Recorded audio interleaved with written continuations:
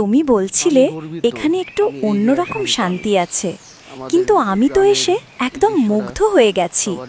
ভাবতেই পারিনি এমন একটা জায়গা আমাদের জামালপুরেই আছে।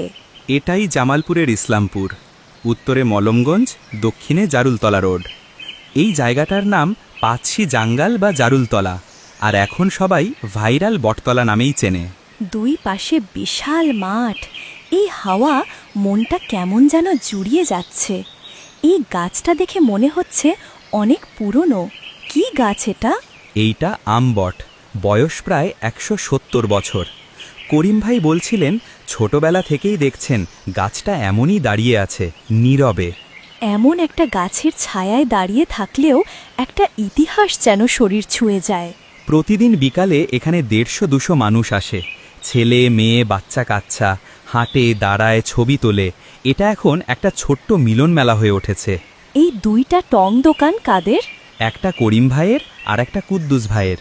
ওনারা পাশের গ্রাম পশ্চিম হারিয়াবাড়ির মানুষ। তাদের চা, হাসি, গল্প সব কিছুতেই যেন একটা আলাদা টান আছে। তুমি না আনলে আমি কখনো জানতাম না এই জায়গাটা আমার এতটা ভালো লাগবে। প্রকৃতির সবচেয়ে বড় উপহার হচ্ছে শান্তি, আর সেই শান্তিটা এখানেই লুকিয়ে আছে। বন্ধুরা, ভিডিওটা যদি ভালো লেগে থাকে তাহলে শেয়ার করো, কমেন্টে লিখে জানাও তোমার এলাকায় এমন কোনো শান্তির জায়গা আছে। নাম ও ঠিকানা দিয়ে জানাও।